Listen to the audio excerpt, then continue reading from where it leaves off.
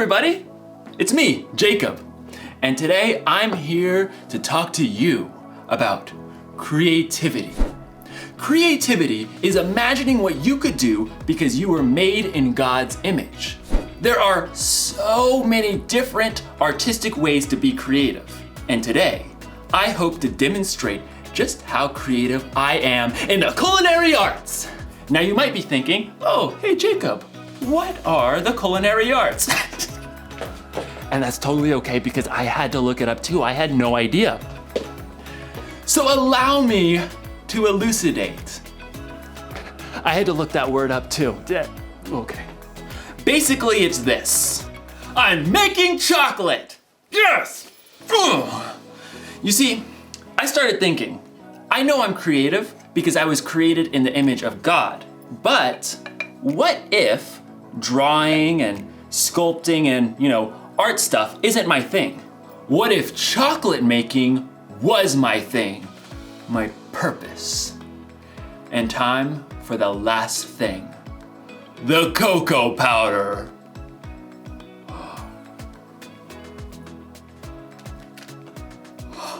In my research, I learned that chocolate comes from a bean that grows from the cacao tree, which technically means that chocolate's a vegetable.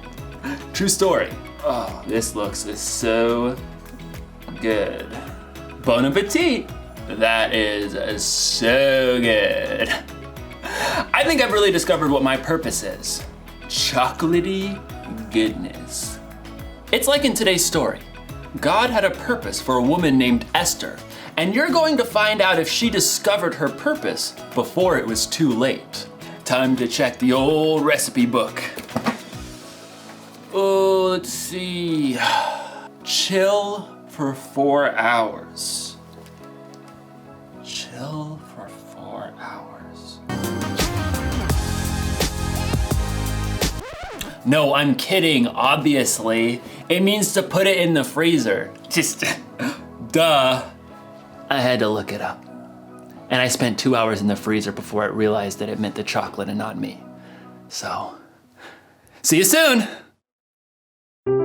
The Bible. It's 66 books of history, stories, letters, and poetry that fit together to form God's one big story. The epic adventure of how He created us and loves us so much that He made a way to rescue us. As we travel through the Bible, from Genesis to Revelation, we discover people who met God and found their lives changed forever. Now, for an amazing story. Inspired by the Book of Esther. Esther was the queen of Persia. Wait, what? Queen? Esther didn't become queen in the usual way. See, her father wasn't a king, and she wasn't from a noble family. It's just me and cousin Mordecai. In fact, Esther was Jewish. Many of God's people had been captured and brought to Babylon when their home, Judah, was conquered. Then Babylon was taken over by Persia. So Esther grew up in a land that wasn't her own. When Esther's parents died, her cousin Mordecai raised her as his very own daughter. Always remember what our scriptures say. Love the Lord your God with all your heart and with all your soul.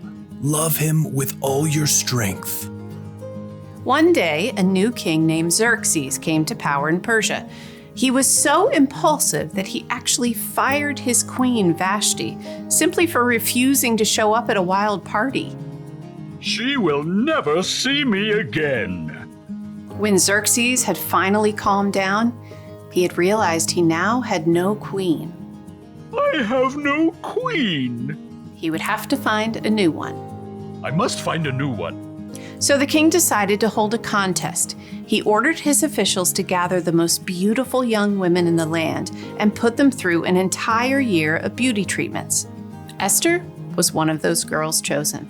Cousin Mordecai, what do I do? Don't tell anyone you're from a Jewish family.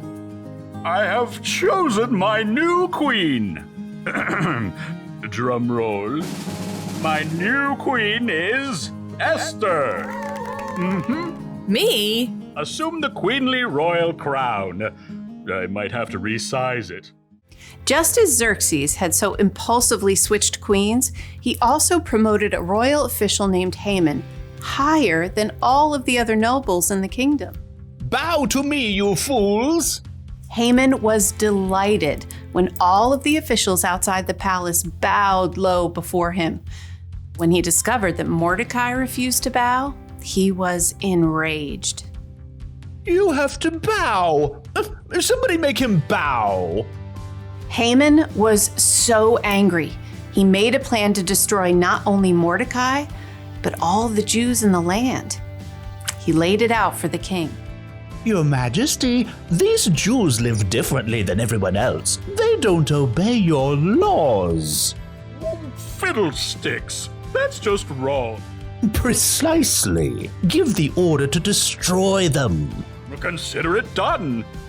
Xerxes agreed to the terrible decree. Messengers took the letter all over the kingdom. Hear ye, hear ye. On the 13th day of the 12th month, all Jews are to be killed. Hear ye, hear ye. When Mordecai and the other Jews discovered the horrible news, they dressed in rough clothing and wept bitterly.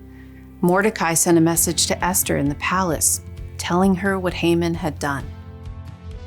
You must ask the king to save our people. Esther was devastated.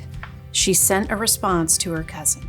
No one can come before the king unless he sends for them. If I do it, I'll die, unless he reaches out his gold scepter to me. Mordecai sent his answer right back. You may not escape, even though you're queen.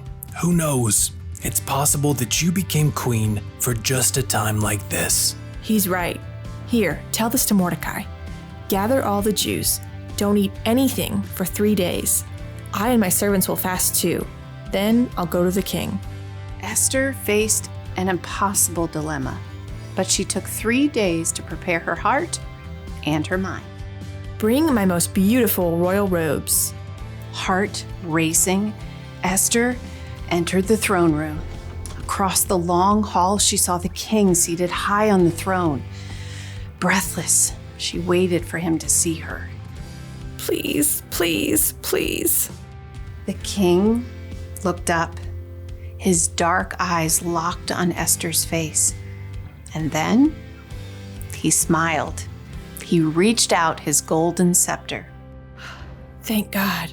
What is it, Queen Esther? I'll give you anything, up to half my kingdom.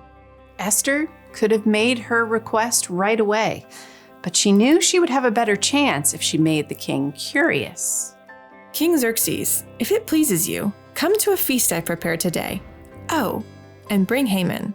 Consider it done. Esther created an elaborate feast for the king and his number 2 official. Look at me, you peasants, invited to the queen's banquet. At the meal, King Xerxes once again tried to discover what Esther wanted. I'll give you anything, up to half my kingdom. Once again, Esther held her ground and waited for the perfect moment. I'd like you and Haman to come to another feast tomorrow. Then I'll answer your question. The king agreed, and Haman spent the whole evening bragging to all of his friends. You guys, the queen thinks I am the bomb. But the second feast was a different story. As before, Esther prepared an incredible meal. Both Haman and the king were quick to dig in. What do you want me to do for you? I'll give you up to half my kingdom. Esther took a deep breath. Something told her this was the right moment. Your Majesty, let me live. Please spare my people. We have been sold to be destroyed. Haman paled and choked on his fillet, but the king's face flushed red with rage. Who is the man who has dared to do such a thing? Esther turned her gaze on Haman. Haman is the one. In a panic, Haman threw himself at the queen. Totally didn't mean it. Please, please, please let me live. You dare attack the queen? Take him away. That very night, Haman was killed, and the king created a new order that would allow the Jews to be saved. We will celebrate this day with great joy. God had given Esther a surprising position in a foreign nation, and when the time was right, she would use all she had been given to save her people.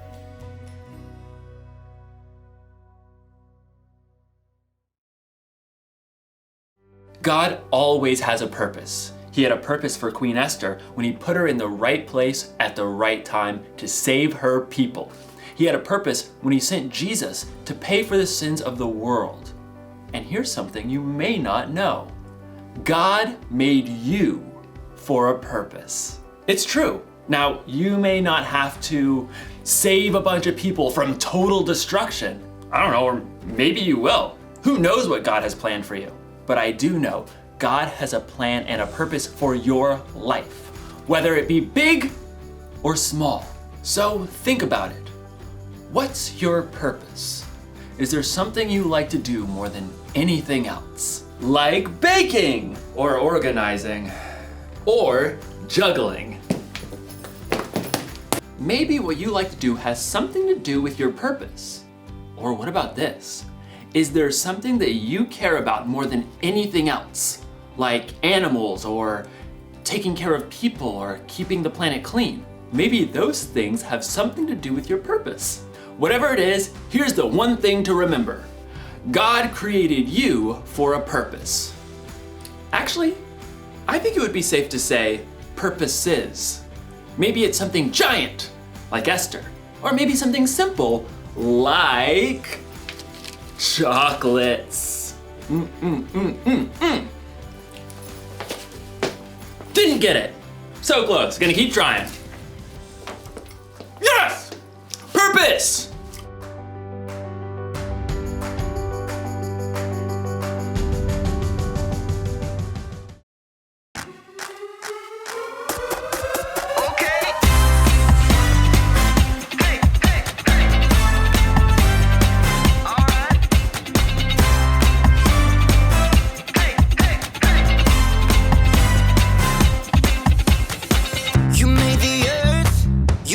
Spinning. You made the ocean and everything in it, and you made the sky so blue, and you made every other color too. You made the sun, you keep it shining. You put the moon up in the midnight sky, and everything around me created by you only. I just wanna thank you, 'cause everything you made is so beautiful. Every single star and every beat of my heart, and it's beautiful. You made my feet, you made my hands, you made me sing and you make me dance, 'cause your love is all around me, and your love is so astounding. I just wanna thank you, 'cause everything you made is so beautiful. Every single star and every beat of my heart, and it's beautiful. Here we go, break it down now. Everything you created with your imagination is wonderful and good, wonderful and good. You're my inspiration beyond all explanation. You're wonderful and good, you're wonderful and good. Everything you created with your imagination is wonderful and good, wonderful and good. You're my inspiration beyond all explanation. You're wonderful and good, you're wonderful and good. I just wanna